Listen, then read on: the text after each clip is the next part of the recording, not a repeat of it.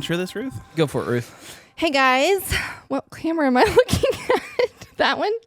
We're rolling, so this is all going on the episode right there. Y'all can just not put it on there. But Nope. why would we ever do that? Am I talking to that camera? Yes. You're literally talking live to the whole audience right now. No pressure. What's with you and the clapping? I don't know. So he knows where to edit it. No editing now. Just get a whole clap on there. Just edit it out, This is the Sam. most interesting intro we've ever done, guys. So No, it's not the intro. It is. This is the This intro. is so intro. Hey guys. Welcome. I can't know. Don't make it the intro. You just used 2 intros. Okay. Okay, go into your fake intro now. I can't because I'm laughing too hard. Okay. I'm done. Hey guys, welcome to Mosaic. I don't know what to say. Oh my That gosh. is the fakest thing I've ever seen. I don't know what to say. I need lines. I told you. Right. Let's get the kids in here and hold them over in the corner. Think you could take me by yourself? We know what happens when we give you lines. I know. I just need some direction, and I wasn't here for the first one. All right, listen. So as soon as y'all get done with this episode, get on YouTube and look up the girl that do was. not. Yes, the girl that Girl that was. was. You're gonna see Ruth in all of her glory. No. Are you still attempting an intro right now, or what? No. What are you, these people are watching you right now. Can we just not do this part? Y'all just We're, be we're nice. already in so far. Okay, what are we talking about today? The girl that Alright. was. we No, talked you're not. about- No, what are we talking about on this episode of Mosaic? What? Oh my gosh. Okay. So, Sam and I just came out of this really good recording, and it was super anointed. So I'm still like in this mode of like, man, heavy revy stuff. So now I'm like coming back up to the service, taking a breath real quick, doing 15 intros, and then we're going to go deep again here in just a moment. I want to talk about today on Mosaic with all of our Mosers out there about our conversation at lunch today. Okay. Because Ruth wasn't at lunch with us, and Nope. I want to get her perspective. She sounds salty about that. No one There's wants a it. little attitude there. Well, Sam and I came home for lunch today, and we decided, actually Sam decided, because we're getting a fridge, and he said, do you want to go to Mazio's? And I was like, that sounds delicious, because we didn't get a Mazio salad. If anybody's wondering what Mazio salad is like, it's like heaven in a bowl. salad bowl. Yeah. Salad. one. So anyway, we're like, let's go hit up Mazio's. So we went over there. We got it to go so we could come back to the house. And then we came back, and while we're talking, we're discussing like frustrations kind of about our season, right? Yep. We talked about one of the major frustrations was like, we're in the season right now. We know that God's bringing us different places with podcasting, with whether it be fostering, whether it be financially, whatever it was. And then we started talking about an interesting dynamic of how God has blessed us and how we're being blessed currently, and how God is showing up and showing out in all areas of our life, but We feel ungrateful we feel ungrateful. because it's not the things that we're praying about.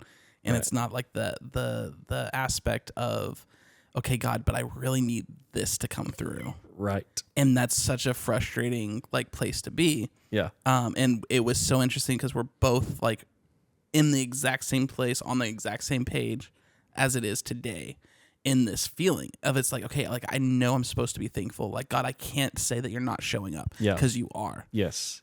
but I really need this, God. And it's like everything else around it is coming to fruition Right. except for the thing I'm freaking praying about. Yes.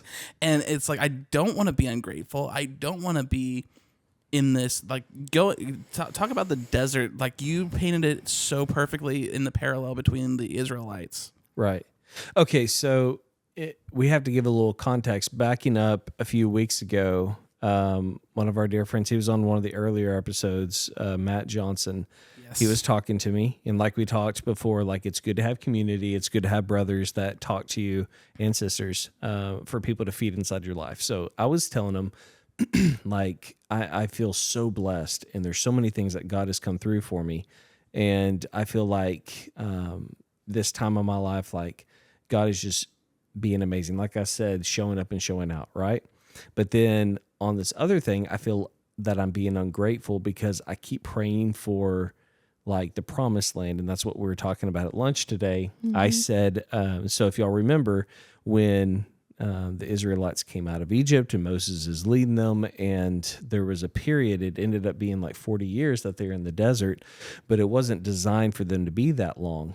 But at the same time, God said that if he would have brought them in sooner, it would have killed them because the things that were in the promised land, or whether it be giants or just their own stinking thinking and their attitudes. They weren't ready. They weren't ready for it. And so I feel like I was talking with Sam today. I said, I feel like I'm the Israelite in the desert that I'm like, man, I'm so grateful for this. And I'm so thankful for God. You know, I pride myself thinking, yeah, I'm just this grateful person. But at the same time, I'm like that Israelite. I'm getting tired of the manna and all this other stuff because I'm ready to walk into the promised land. And not denying that the manna is provision. Yes. Like you are providing. Yes.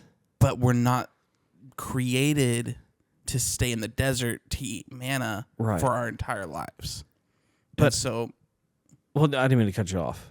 Oh no, you're fine. I just wanted to add because you added that earlier, and it was such a good point because it's like we're not.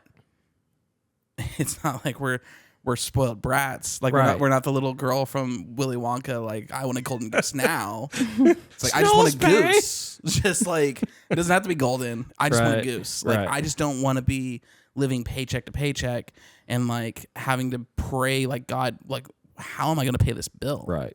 Because obviously, like Lord, you have provision for me. Like I said it this way where it's like I'm ready to live out of the overflow of God's goodness, and I'm not there yet. Yeah, yeah. And so it's frustrating in the desert season when you're walking through the wilderness. Yeah. And you know that that's not your destination. Yeah. So, I mean, let's take it from that point of view. Let's talk something practical, which would be finances. All right. Yeah. So if we look at finances, all right. So finances in the season, God has shown up with manna every day. He is taking care of me in this desert place every day. So just bringing Ruth into the conversation, what we talked about at lunch was, okay, God is taking care of us day by day, but at the same time, like, how do you have an attitude of expectancy and an attitude of, God, I know this is not where you're going to leave us forever because I know you didn't design us to just live on manna and quail or dove. I got to read my Bible more. Oh my gosh. It was dove, right? I have no idea. Or it was quail. What are we talking about? Manna? Poultry that God sent down. Oh. He gave them meat. Anyway. I don't know. So anyway, I'm saying he didn't design them to just live on that alone. He wanted them to obviously have the expectancy of the promised land. So I was telling Sam today, I said, I'm in the desert place and God is taking care of me, but I have this guilt of like, should I want more right now? Or should I just be content? Or should I just be like, God, I want to dream for the more. I know that you've made me for the promised land. And anyway, so step in, and I mean, you could say we're both wrong, or I know it's a lot. I got a lot of things going on. I know. So, like, my first thing is, number one, when you have an appetite for more, that number one, that's healthy, and it shows growth. Okay. Because, like, you're wanting that more. So what are you doing? Like when we're actively dreaming and going after something, you're pursuing. Okay. And so especially with God, we're pursuing him. And it's all about relationship, you know? And so then that's like that part of you that's like, okay, I'm hungry. I want more. So you're going to him. You're spending more time. You're pursuing, Right. which is what he's after. Right. Is your heart and your relationship. And it's like, okay, but God, I want that. You get what I'm saying? Yeah. And so in the video I just showed y'all of AJ, my son, that came on my time hop, and I'm feeding him a banana, and I have it in the peeling, and he is determined he wants that peeling, and then he starts to throw a fit because I won't give him the peeling, and he rips off the peeling and goes to eat it, not once, but like 2 times, put it in his mouth to try and eat that peeling, and then he's like, blah. Yeah. And then I gave him the banana, and he was like all happy again. Yeah. And it's like, when I was watching that was what God was saying, is just like, how many times do we look at that, God, I want this. And he's like, okay, well, that's not good for you. You can't eat that. It's not going to nourish your body. Where were you at lunch today? Sorry. No, I just got that from watching that video. And it's like, how many times do I pursue something that's not his desire for my life? And it's like, I can't see past my wants and my things. But when we get connected with him, it's just like, hey, he sees the big picture. Yeah. Yeah, I think like it's the moment where your kid has moved from the baby formula or the baby food and is starting to eat meat. Mm-hmm. Like they're hungry for the meat now. But I've had just this squashed peas. Yeah. You know, and it's like no more is the squashed peas satisfying to us. Like we want the protein, we want the meat, we want something of substance. And it's like you're saying, like that's not wrong. And so and I do, like I understand the like wanting things that aren't meant for us. But if you think of it in the way of like, okay, God, like I know what I have right now isn't the end game that you have for me. Yeah. You're not necessarily like I don't want to put like my picture up there. Right. But I know that this isn't the end game. Mm-hmm. Right. And it's like that frustration. Maybe you're right. Like maybe it's not a unhealthy frustration. Maybe it's a holy frustration. Maybe it's the thing that's like going to push us to go into the promised land and defeat whatever's there to take it for ourselves. So where's like the healthy boundary though? I think that's what we're struggling with.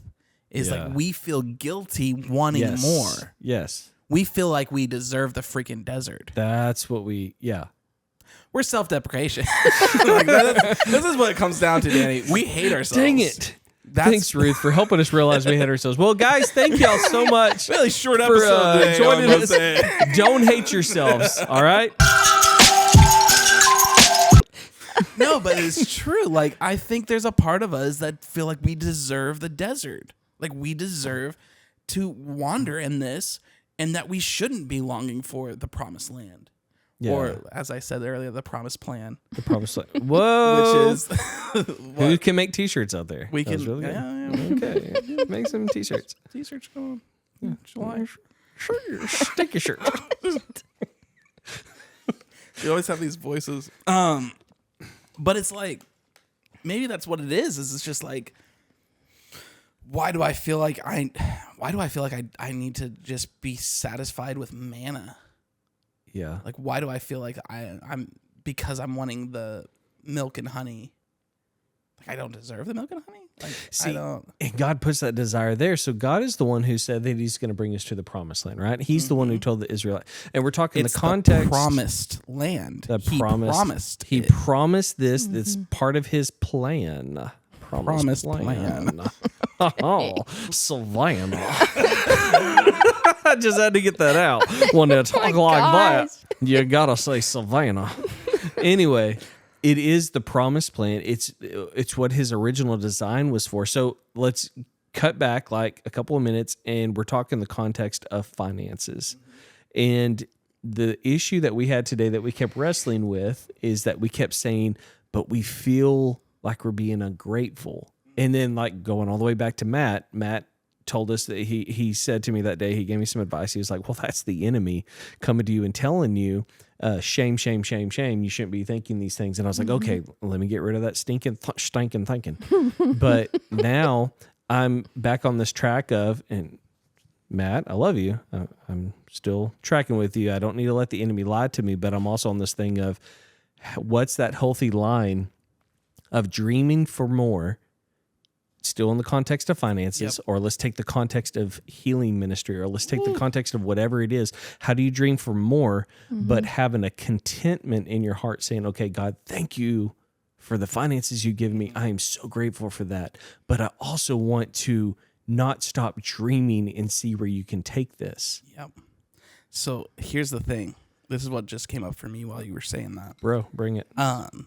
There is such a stigma about Christians being successful in finances. Don't say that. That's not allowed. God. Where they have bought into poverty gospel. Ooh. That you have to suffer for God. That you cannot have abundance. That you cannot have the milk and honey. You need to just survive off the manna. And anything other than manna is prosperity gospel, and that's of the devil. And it's like, I'm not saying there's prosperity gospel, but there is a gospel to prosper. And that the Lord has promised more in the milk and honey and not just the manna. And I think that this is a hard thing for us to talk about because I honestly think that this is what we're struggling with, is this guilt of, okay, God, like, if I'm successful, I'm not a good Christian. I'm not suffering for you. I need to suffer for you. And there is suffering. I mean, Correct. God calls us back to the cross, right? He says, take up your cross and follow me. Like, what are you laughing at? No, I can't say it. What? Anyway, so I get that. Yes, there is suffering, and I get taking up your cross. I'm trying to ask, like, and I don't have an answer. Welcome to Mosaic. I'm trying to say, like, I mean, what do you have on this of where's that healthy boundary of I want to believe for more? Yes, I'm suffering for God. I'm going to do whatever he has called me to do for this season, do it in obedience and with a happy yes in my heart because I'm doing the will of the Father.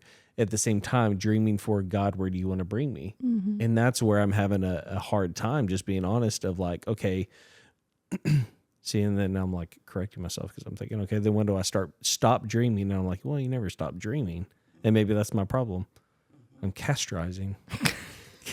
I mean, that's better than castrating. So Castrating again.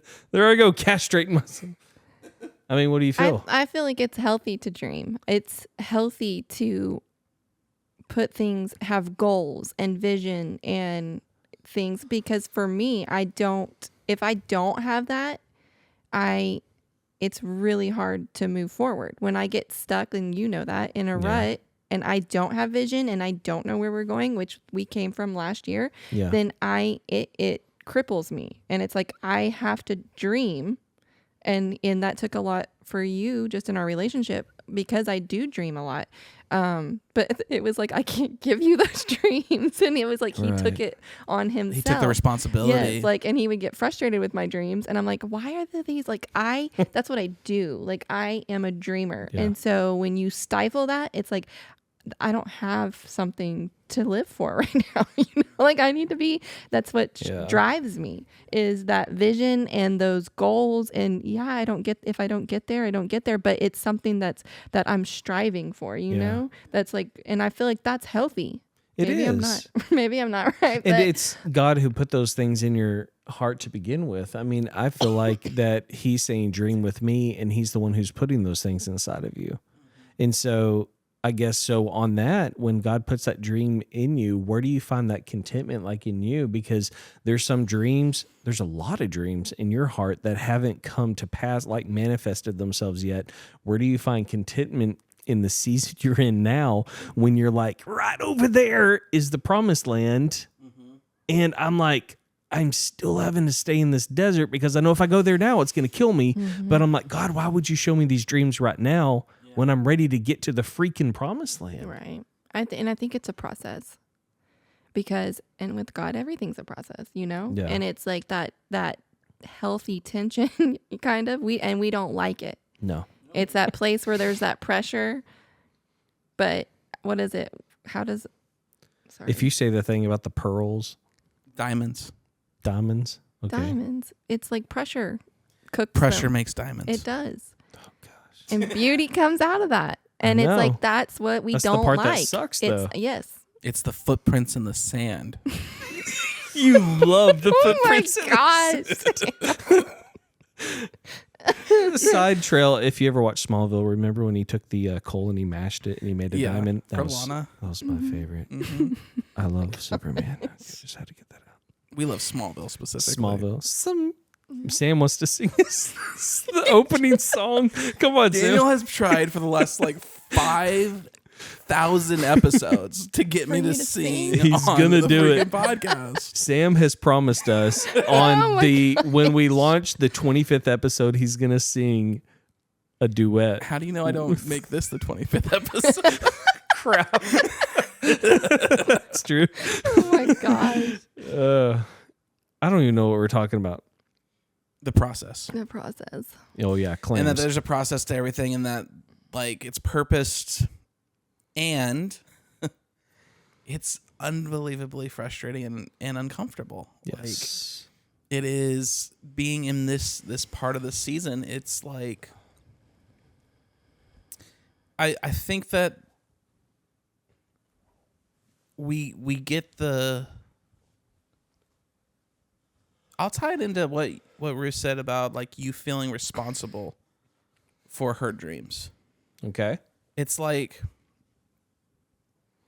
and this goes back to what we talked about in a prior episode, way back when, about it not being about us. Yeah. It's not about us. And it's like, God has given us this vision. Yeah. He has shown us this destination A plan. and says, do you want to go with me? And all he wants us to do is say yes. Yeah. And we are like, yes. And then how am I going to get there? I guess I'm going to go this way. And then I need to go that way. And I'm just not right there. Like, okay, what? All of a sudden, where's God? Yeah. Because now it's on our shoulders. And now we feel frustrated because we didn't make this happen. Yeah. And it's like, okay, so how do we hone this in and take this frustration and this uncomfortableness that we're feeling and say, Lord, whenever you want to move, I'll move. And how do you, because as soon as I said that, the thing that came up for me is what if I miss it? Yeah. What if I miss it? What if he's already moved and I haven't moved yet? Yeah. Because I'm just so focused on this now. And He's not going to trick you.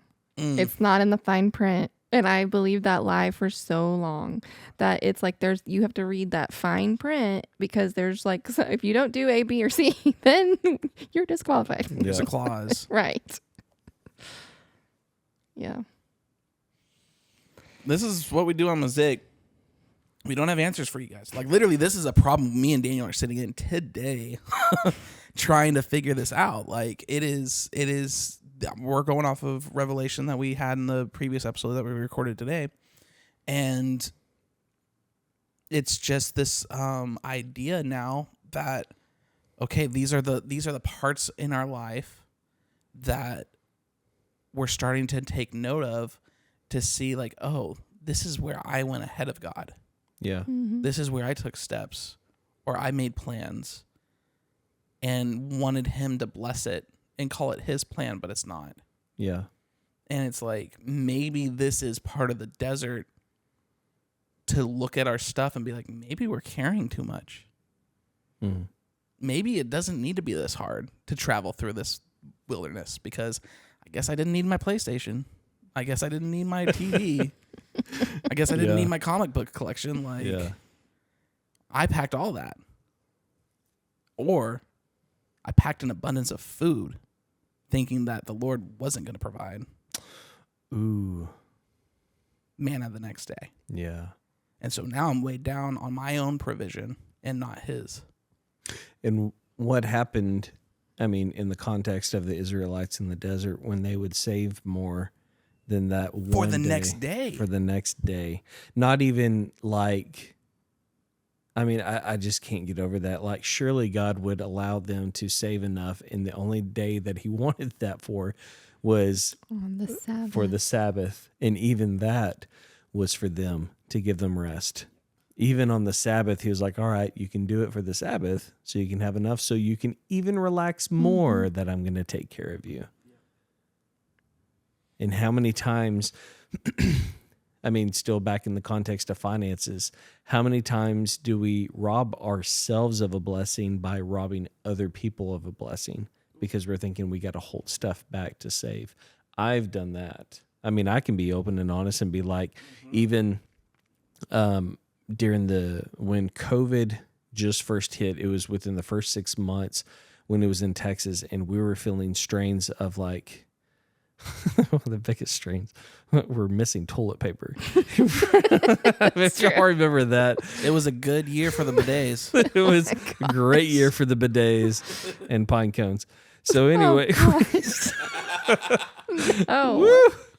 Yeah. I want to see them do a commercial with those bears with the With the pine pine cones. Mama Bear ain't gonna be happy. The 2020 version of Charmin. Yes. That little bear, she's like, anyway. We should redo the commercial. I could totally redo that commercial. But no, I'm thinking about that time during that year when it didn't just hit us as a city or a country, but it hit us as a world. It was a pandemic.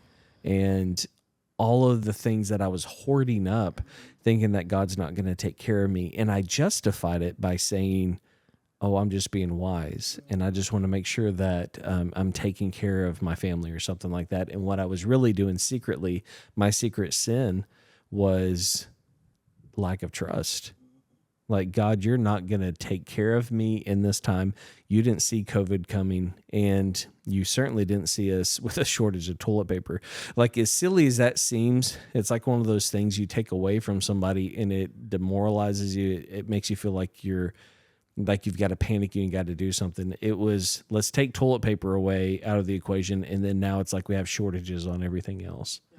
And I remember that time that I was hoarding stuff up when I should have been like, let's invite more people over and give them our toilet paper, or let's invite them over and have them for, Because we never were without toilet paper.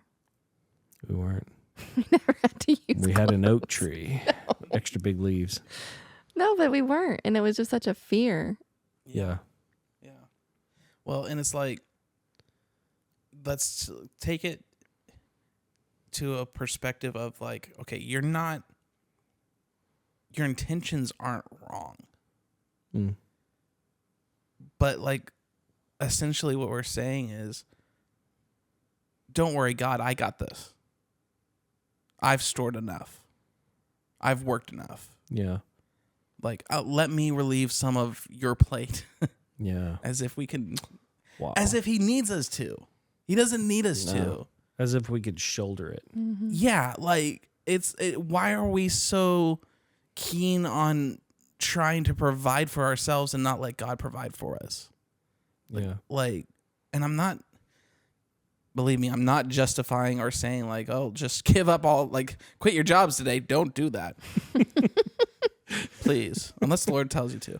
But outside of that, don't do it. Even then, check with your spiritual moms and dads. Yeah. We could put There's like wisdom to use here. disclaimers upon disclaimers on that one. I'm not saying that.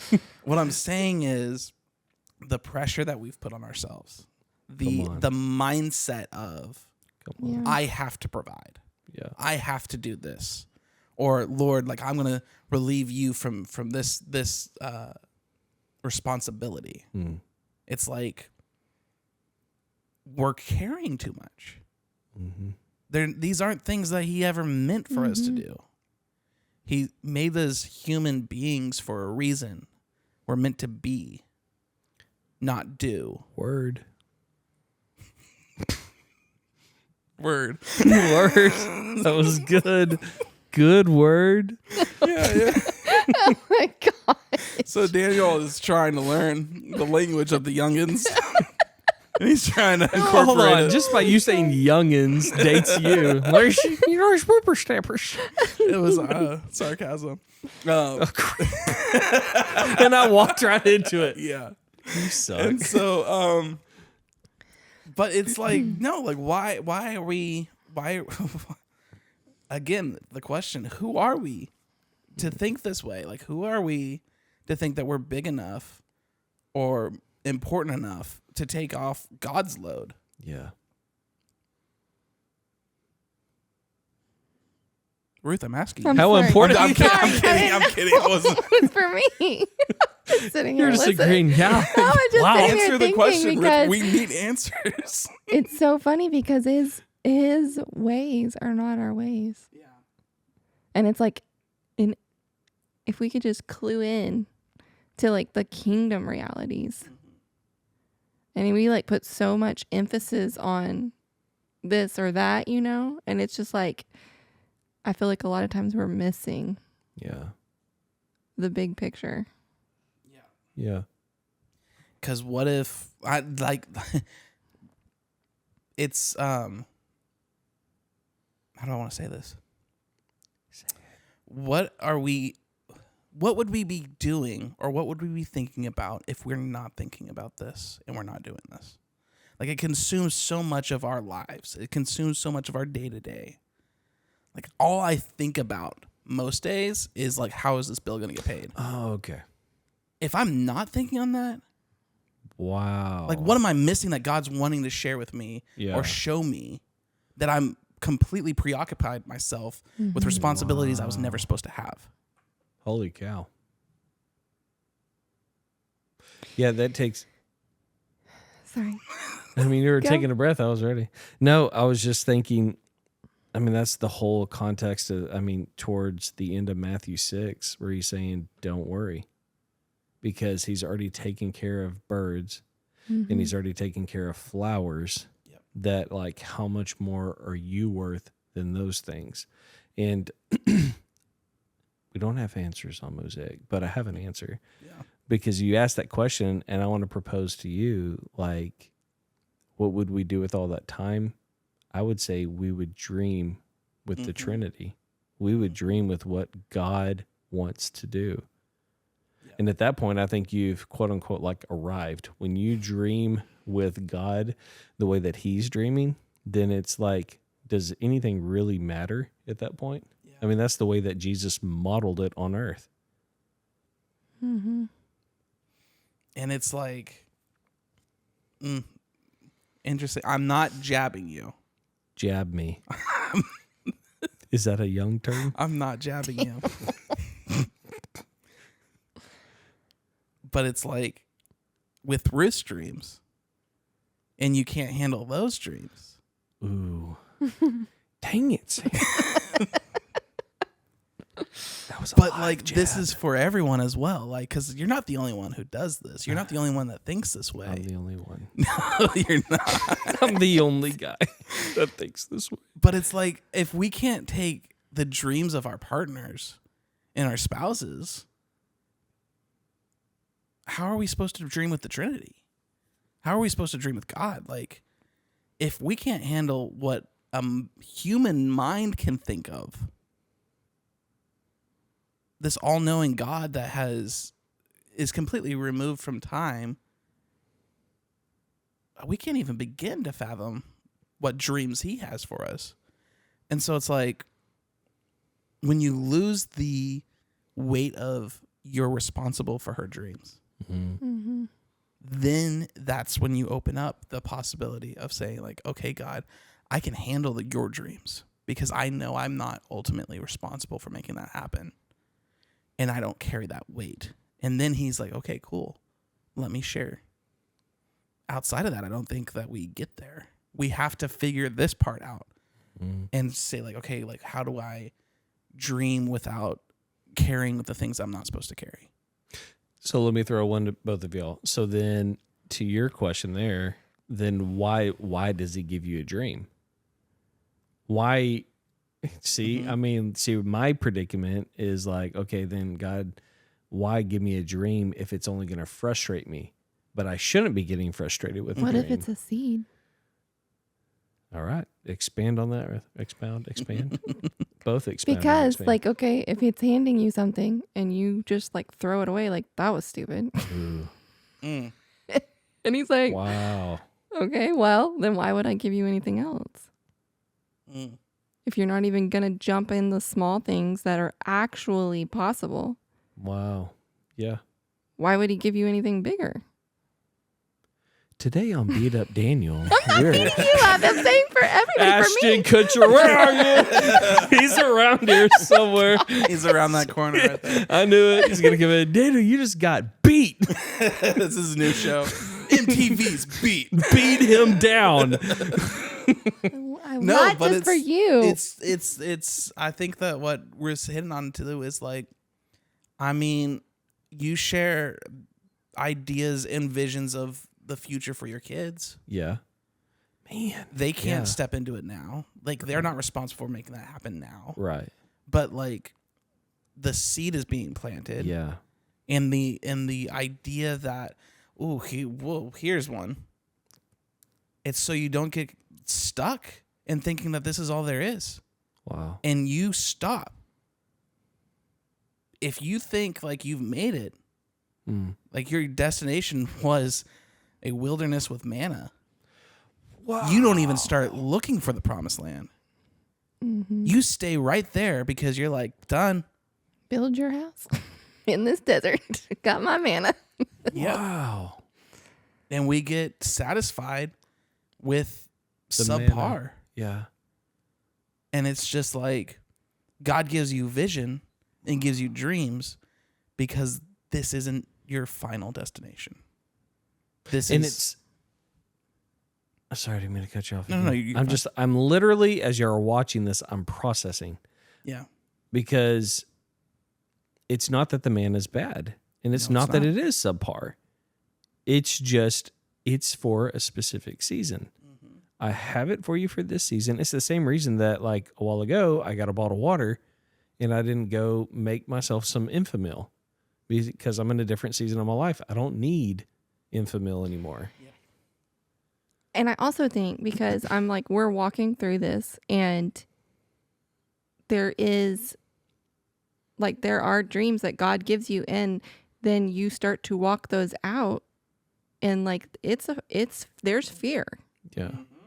Like it is something like, well, I'm actively in something. I was in a meeting yesterday on something I've gotten into and I'm like, whoa, I'm over my head. Like I can actively feel the weight. Like this is too big for me. And so there's that tension that's uncomfortable. Like this dream is too big. I don't know if I can follow this through.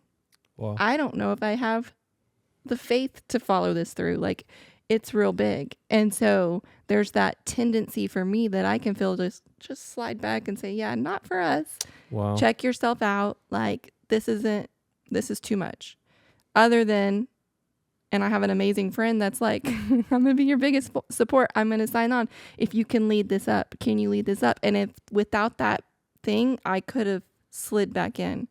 But her encouragement, her like pushing of like, hey, I know I can't lead this, but if you want to lead, I'll be right there beside you to help you. And so like, but I did feel like, and this is like 2 days ago or yesterday. Yeah. So like, there's still that like, wow, this is really big, but God's working. I can feel his anointing on it. I can feel that this is what's supposed to happen. It's extremely like fear is the next thing that comes in. Yeah. So it's interesting because when you were talking, it was like the dynamic of a personal trainer is what I was seeing. And I had a personal trainer for like 7-8 months last year. And there were days where I'd go in and he would say, okay, today we're going to do these exercises and we're going to do them with this higher weight. Mm-hmm. And my immediate thought is, I can't do that. Mm-hmm. But he's been tracking my progress from the beginning that I've forgotten about. Whoa. Mm-hmm. And he's been watching the weight that I have been lifting and how my muscles are reacting to it. And so he knows you're ready for this. Your mind, or my mind, says, I'm not ready for this. I can't do this. But having a personal trainer, having his presence there, gives me the confidence of, and trusting, you know what you're talking about, so let's try it. And then I surprise myself when I'm like, wow, we did it. We did those exercises with that level of weight that I never thought I would be able to do. Yeah. And it's because he knows and he has a plan, and it's to progress more and more and more. And it's not too big for you. Mm-hmm. Like, you have been prepared for this your whole life. Mm-hmm. You just haven't tracked the progress like he has. And so, like, our mindsets are easily tricked into, this is too big for me. I can't do this. When you're actually needing this to be a little bit heavier, a little bit harder than the last season. But that's because even that's not your stopping ground. Mm-hmm.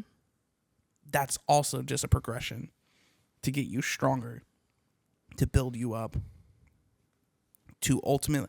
And honestly, guys, I don't think that I don't think that process ever stops until we die. Like, and we see the full kingdom of God, and knowing that we're just a flash in the pan for that.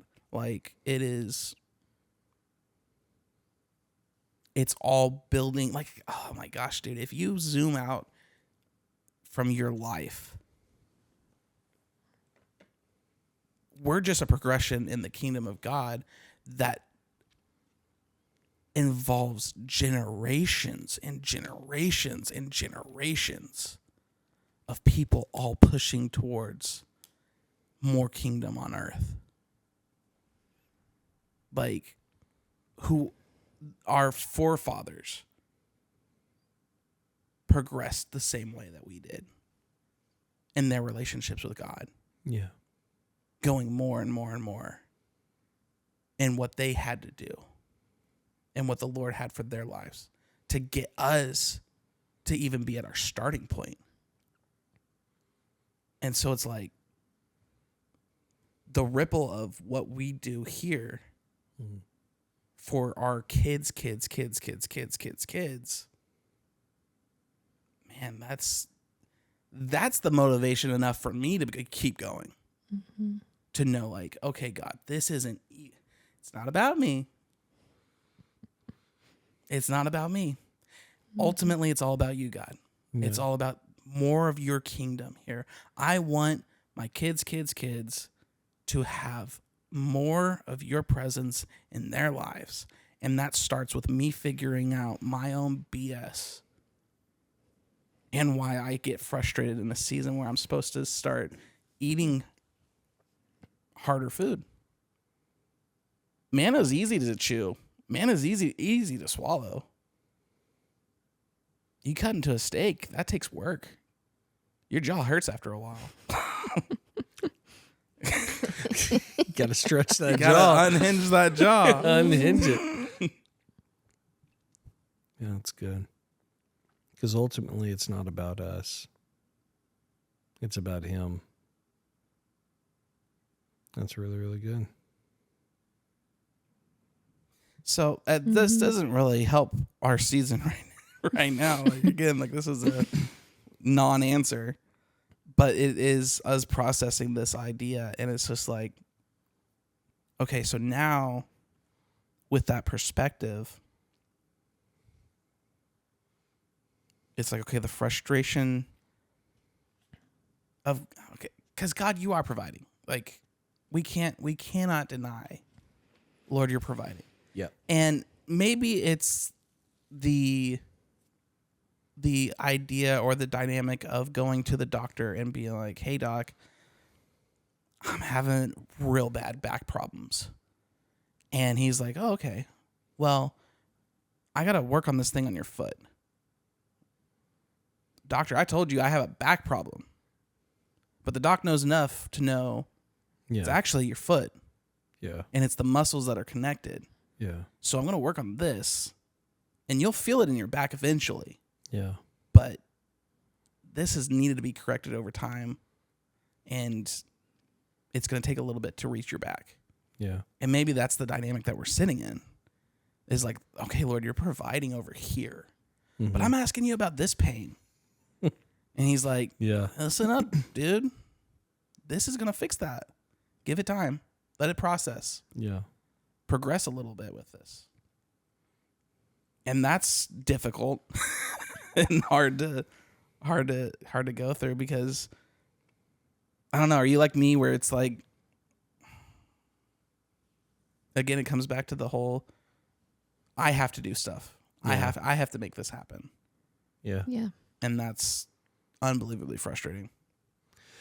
It comes back to, for me, and then I'll let you talk, it comes back to the trust area for me. And so it's do I trust God to know that he has my back? He's not going to let me fail, because love never fails. And is he going to bring me through this season of my life? Or am I going to have to do it myself?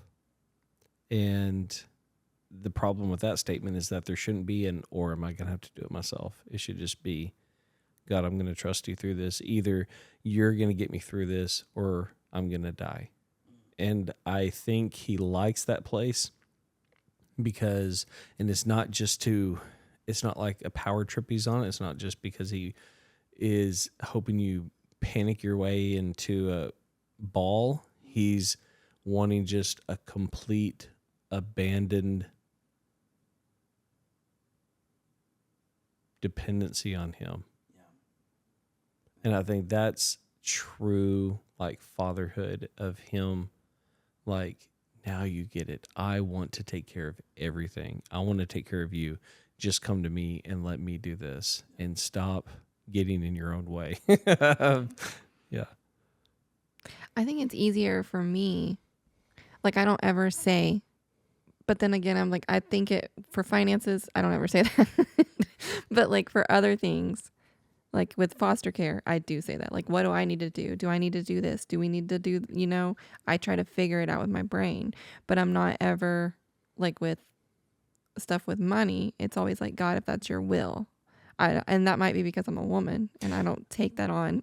It's funny you said that, because as soon as you were saying that, I was about to say Sam and I, which I love having my wife on the show, because the three of us together have this like interesting relationship, because Sam and I were talking completely about finances. And it's funny, we went to that because of this stigma, or whatever you say it is, from like, we have to provide, right? Like, as a man, we have to be like the head of the house and do all this stuff. So as a woman, like, what is your biggest area that you're like having to depend on the manna from God? Like, cause you're saying, okay, it's really not the finance thing, but then you just brought up fostering, which is so like a mom, of bringing to herself her chicks and being like, well, God, I have the hardest time depending on that. I think the hardest things was with my children, to be honest. Wow. Because for me, in the way I was raised, I wasn't ever like, my mom, she volunteered in our school and stuff like that, but she was never like a working mom. She was always home. And so I never saw that modeled of like what it is to be a working mom. And I struggled so much with mom guilt when I went to work and just having our business and doing that whole thing. It was like, that was a real, I mean, I cried most nights because I just felt like I wasn't adequate enough for that. I wasn't enough for them, or I wasn't spending enough time with them, and I was so worried about the holdups I was going to give to these kids because I'm trying to do this mom, and even my friends, none of them were working moms. And so I didn't have that modeled. And that was the biggest thing for me. And still, I'm in a lot better place because I'm like, my kids are at an age where they can talk and we ask questions, and I feel like we've done a really good job with our kids of giving the happy medium and letting them know that tension of like what it is to be at work and then at home and having kids and everything. So the home is really my biggest thing that's like weight wise, if that makes sense. Yeah. It's not finances for women. Even though I need money to do things, but I'm just like, I don't know. It's just not money for me. Can you give the practical like process in which you don't care about finances? Because I would love to like receive that for myself. And If she can, I can tell you what she does. So Ruth, tell us why you don't care about finances. I do care about finances. joking. I joking. just am.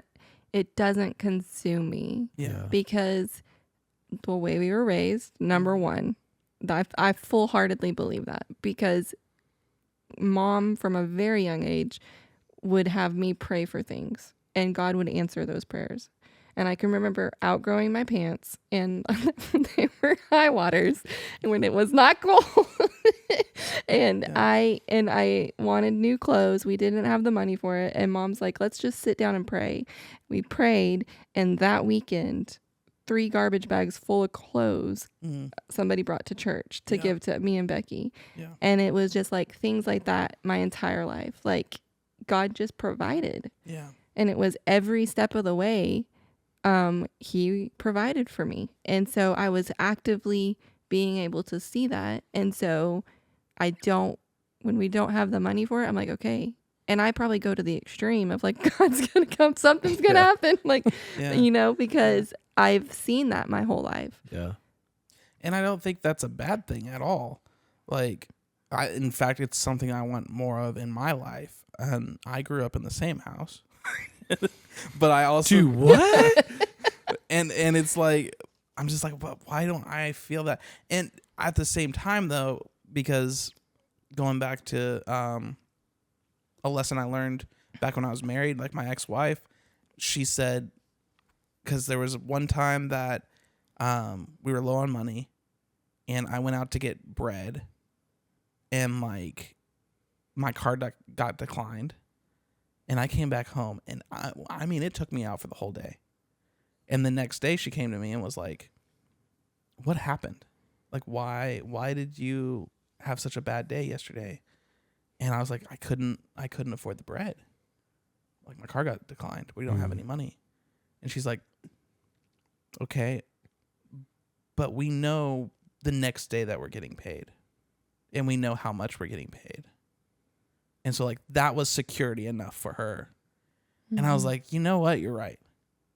Like, it's not an unknown thing. But I felt the weight of, like, and we had a pantry full of food. So it's like, we weren't going to starve. We have plenty to make it through to the next day. But because I couldn't buy the one thing that I thought I needed or thought I wanted at the time, it was enough to take me out for the whole day. Wow. And consume my mind in I'm a failure because of this one thing I couldn't afford. Wow. And not look at what has already been provided for and not see like, okay.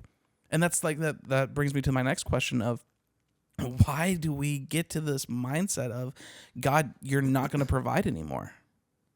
After all the XYZ history that we have seen of you providing here, here, here, and here, why do I think that that's going to stop now? Why do I believe that the man is not going to come tomorrow? Because too much is never enough when you don't know who your dad is. Too much is never enough if I don't know who my father is, because I'm the one who has to bring the supply. Mm-hmm. And so it all goes back to, and I disagree on some things when people are like, well, that's orphan thinking. But I've seen some orphans that act more like children of God than some people that are actually children of God. Right. But when you have to bring your own supply and you have to be your own resource, you can never have enough because you always have to store up more because you could lose the stuff that you've stored up. And I think when you change your mindset, which I'm saying I haven't gotten there yet, I am working on it. Mosaic. Hashtag, is that still a thing? Yeah, that's actually a thing. Hashtag Mosaic, hashtag working. Hashtag work hard, play hard. But when I have that mindset, I'm always having to hoard up stuff. Just like I gave y'all the example with COVID, I have to have 50 rolls of toilet paper because God may not come through and give me leaves from that tree or whatever it is. We joke about it, but I'm like, I feel that I have to do that as a man. And like what you're saying as a man, you have to do that.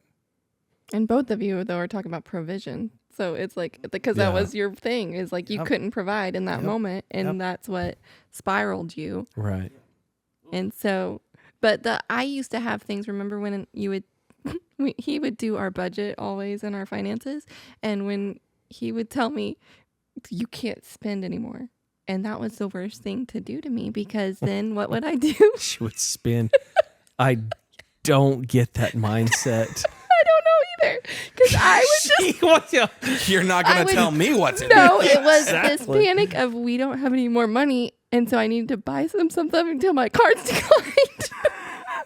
Explain that to me. I don't know. Is that a disorder? Yes. Everybody in the live feed, can you tell us if that is a thing? And he was like, I said, you just can't say that to me. Like, don't tell me I'm cut off, because then I'm going to try, like, have to hoard. So then I would have to be like, hey, oh. everything's fine, but if you can not use the card today, that would be amazing. Yes. And so And sure enough. Just go in at night and just take it from her wallet. No.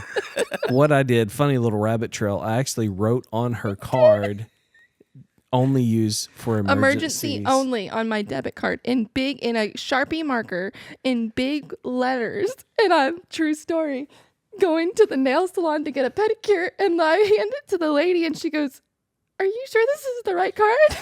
Oh, no. Said, yes, this is an emergency. Boy, did we have a fight about that one. I needed my pedicure. Good old days, early marriage. Golly.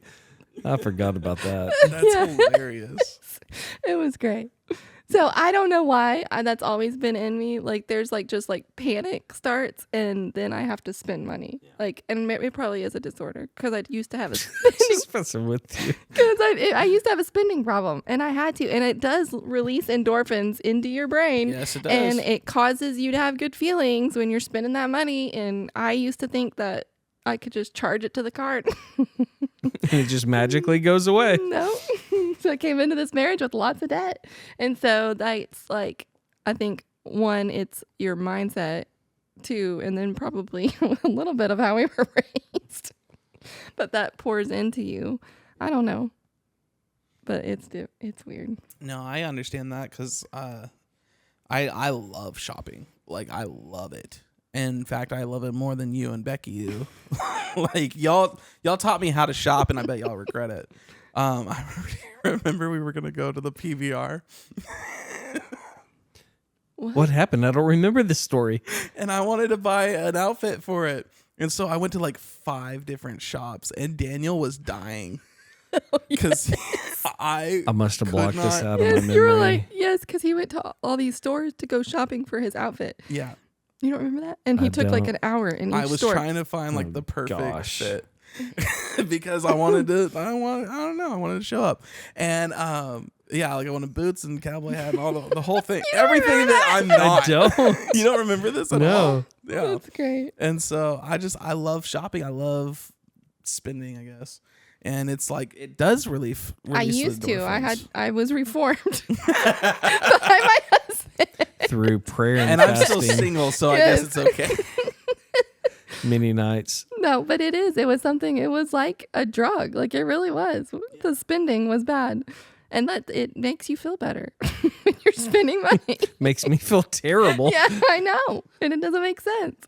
But you do it anyways. I think it's like the fact that our generation right now, or well, I think people in general, it's the microwave mindset of like instant gratification. Yeah. Yeah. Like, I don't feel good. I need to feel better. Right. Like, I don't like the way I feel right now. I'm going to do something that makes me feel like good, or at least perceive to be feeling good. Because ultimately the debt doesn't make you feel good either. No. But But in the moment, it does. It's that quick little Band-Aid that I can Yes. throw on and try to fix this wound. It's like you've been shot with like a .50 caliber in your arm, and you're just putting a Band-Aid over it. It's like this big gashing like wound. and you're just like, oh, that's better. Like it's not gonna work at all, and it's laughable when you put it in it's that perspective. hard. Like it's hard with this is our society now and what we live in. It is very much like you see it, you buy it kind of thing. And even like it's been hard for me because I was raised after you are done paying your car payments, you get a new car and then you pay onto that one. And that was wrong. Because Daniel's like, wait a minute, no, you just have a free car now, and like we do maintenance on it. And I was like, what? No, we go buy a new car. Like I don't have a car payment anymore. Like that's your goal. Your end goal is to pay this one off so you get a new one. I learned Boy, that real was an fast interesting conversation. that's not. And so, but to live in your car and have to be, okay, yes, it is free. I don't pay for this. And to be okay with that. And like you look and then you see this brand new Tahoe driving down the road and you're like, man, that looks amazing. And then, but you're like, oh, that car payment though does not look amazing. And do I want to do that every month? And so just keeping that mindset is hard to be debt free. Which brings you back full circle. Okay. So then you're going to get so tired of me. Okay. But when do you stop dreaming for that? Because is it wrong to want that Tahoe, that Z71, that new one? Because I really like the new ones, but I'm thinking, okay, well, Dave Ramsey would say, like, make that car payment to your savings and save up till you can pay cash. So that's true. We love Dave Ramsey. We love Dave. Let's take a moment of silence. I don't know why we're taking him. He's still alive. still alive. Dave Ramsey is still alive. Let's have a moment of chaos for Dave. Woo! Dave.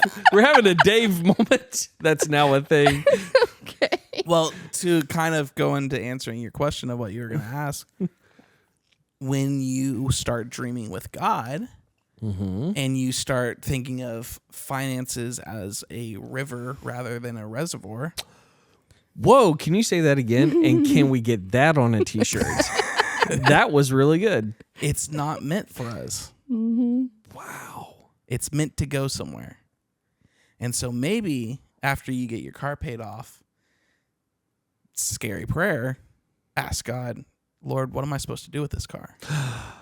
Because he might say, well, Daniel, there's this person down the road who really needs a vehicle, and they don't have the money to do it. And I really want to bless my son today with something he never thought he'd have. And then you just go, okay, God. Rebuke that boy. And then you pray again. I'm with you. I'm trying to track with you. You're such a mess. No, I'm teasing. But it's like, that's really good, man.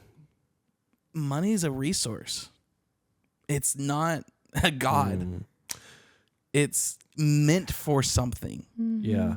And when you start to live with your hands open and saying, God, okay, whatever you place in my hand, you can also remove. Yeah. Then he's like, oh, cool, you're not going to dam this up and just hoard it for yourselves. Yeah. I can move things through you. That's so good. Get ready. Yeah. He'll start moving things through you. And then you get more and more and more. And this isn't prosperity gospel. This is just the character of God. Right. Because it's not going to stay with you. That's and so in some areas, you know that because you're amazing with giving and our tithes. Like that's like, that is something that I would probably hold back, but you don't. Like he's very good with that. And like, so that part of you knows that. I think that's the logic though behind it, because like you're saying, okay, I'm good with tithes, but it's because I listened, just a shout out to Robert Morris in the Blessed Life series. That series changed my life, changed our lives. Right. And I caught the vision and I'm like, oh my God, I've been robbing God of something that's already his. And so my logical brain was like, well, I live on 90% and I give God 10%, and then we give offerings above that. And I'm like, it just makes sense. So I don't know. I need to work on, I'm still in this stage of flux. I'm like, I need to work on not looking at it as a reservoir, because that's where I'm at, just being honest. I'm looking at it as how much can I get dammed up rather than letting it flow out of me. Because I can't take it with me. Somebody told me that once. It's all going to burn up in the end. It is. So I'm going to spin it now. Yes, we are. Emergency. Heck yeah. These nails look damaged. Hi, Mama needs new nails. I can take them with me. No, but like, okay, so have you? Obviously, you've heard his sermon series on it, but have you read The Blessed Life? No. Please read it. It literally changed my life just as much as like the book? series. Yep, the Okay. actual book. And like anyone who hasn't read it, please look for The Blessed Life by Robert Morris. It is phenomenal because there's a story he tells, and this is gonna hone in anyone who's like, give it all. I'm a river. Let it flow. Pastor Robert was at a dinner with some friends, and there was one of their friends was voicing a need. There, he was like, I need like $500. And the Lord spoke to Robert and said, I want you to give him $100. And Robert was like, Lord, he needs 500. I can give him 500. Writes him a check, gives him $500. Gets in the car, he's driving home, kind of proud of himself. He's like, yeah, we took care of that. And he said, I felt like the Lord said, I'm mad at you. He's like, what do you mean you're mad at me? He's like, I told you to give him $100. I was also telling your other friends to give them $100. And you took their blessing away from them because you've paid for the whole thing. Wow. And it's like, now you have this perspective of, if God says give you $100 and you give $2, you're still disobedient. Because he didn't ask you to give 200. He asked you to give 100.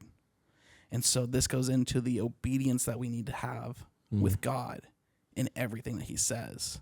Even when you have the funds to give more and take care and like bless others. Yeah.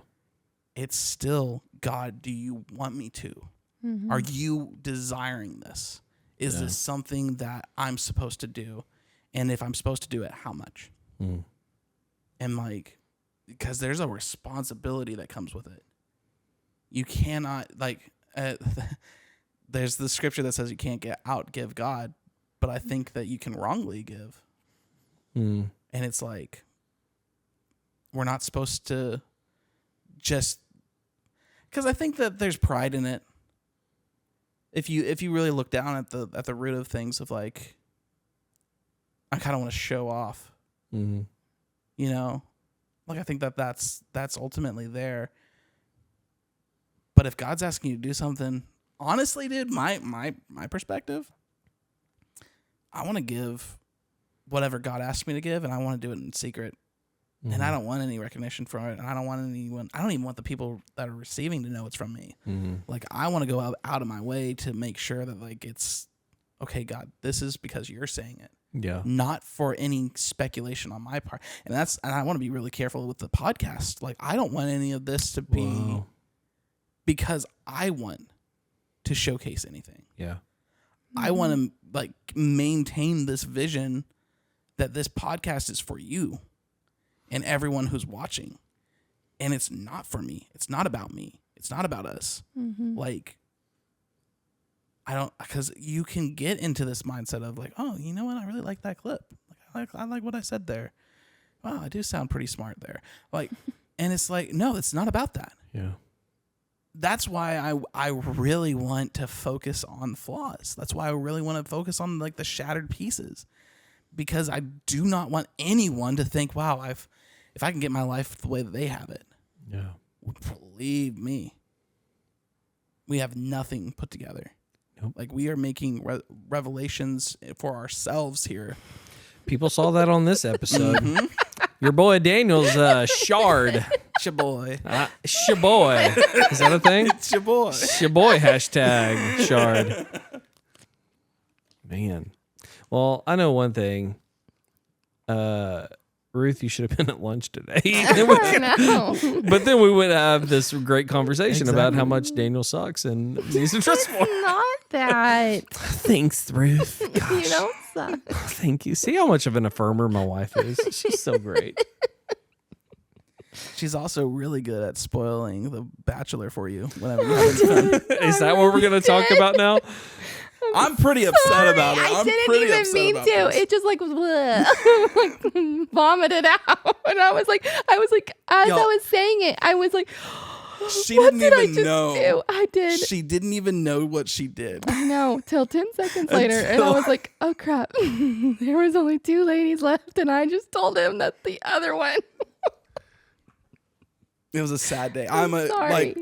Low key, I'm a huge Bachelor fan and Bachelorette and Bachelor in Paradise. Daniel is a huge fan as well. He loves every Monday night. He gets his blanket out. The only show I love more than The Bachelor is This Is Us. Oh my gosh. Hey, This Is Us is absolutely a blessing, and everyone who watches it is blessed. I feel bad for the people that watch it. I feel bad for the producers that make the show. I'm sorry. bad. The Bachelor, that's a whole nother podcast. We'll have to talk about how messed up that is, and I can't believe. I love it. I love the drama. That's probably why I don't my like gosh, it. It it's is so too great. much drama. It's humans being humans. I would rather I like watch drama. a survival show. Oh, it is. Now, if they The did Bachelor is a survival show. with so much drama, if they made The Bachelor where you had to survive where they took you, Yeah. then it's like actually preparing you for marriage. So it would actually be a great. Not that I don't love you. Okay. They should do a Bachelorette show with real life problems. Be like, all right, pay these bills and fall in love. So On today's date, we have this bill to pay and no job. looks like we're what washing happens. dishes. Oh. Surprise. And then they bring in a kid. You are also pregnant and have 3 children. And now we're going to renovate our house. They'd be taking that rose and like popping kids with it. Get down. Oh my Oh my gosh. gosh. Well, is there anything that you guys have left on your heart that you guys want to talk about or submit or think about? No, I need to go process for the next couple weeks and change my entire life. And when I come back, I'll be reformed. Well, I do just want to say thank you guys for choosing to watch these episodes and to say yes to the invitation to have these conversations and to dig into the hard things a little bit, like, or not harder, but like take it and shift the perspective a little bit and to examine it with intentionality. And I'm hoping that these episodes are blessing you guys. I am thankful that every single one of you guys have joined us on this journey. It gets me excited to think about the future and like where this is going to go and how everything's going to build and grow and to see everyone care about each other the way that y'all already have in the comments. Y'all have left amazing comments, amazing feedback. Yeah. And we both, like all 3 of us are just so encouraged by your words. So please, if there's any voice in your head that says, don't share this, or like, even though you received like whatever from whatever episode, I know the enemy can speak up and be like, oh, but they don't want to hear it. We want to hear it. Yeah. Like we get such encouragement out of just knowing that you are being affected by this stuff. And so thank you for choosing to spend some time with us tonight or in the morning, because you can listen to this whenever you want. While you're feeding your child at 2 a.m, thank you for turning eating this on. those 3D Actually, Doritos. real quick, one guy, I'm going to give a shout out to Waylon. Love you, Waylon Lee. He said he listens to his on the way home from work. And so I think it's a good decompression for a little bit of humor, a little bit of This Is Us. There's nothing funny about this show. I never laugh at this show. We never laugh at this show. We're always serious. From now Mosaic, break it. on, break it. This is my serious. I was trying to do Sean Connery and that sucked. That was a terrible, terrible Sean This Connery. Is Us. He's not on This Is And he's Us. not country either. My God, Lord. just end the episode. This is terrible. I'm sorry, guys. No, but is there anyone Ruth wants to shout out? Yeah, Ruth, I want Ruth, you you wanna to shout end out the some episode. No. You started the episode. I think you need really to end should it. end this episode. I'm not. end End it it. with a song. Sam always sings all these. I'm not Every singing. episode. Every episode he ends with the Mr. Rogers Neighborhood. How does he end his shows? Oh, he ends it like this. Good night, everybody.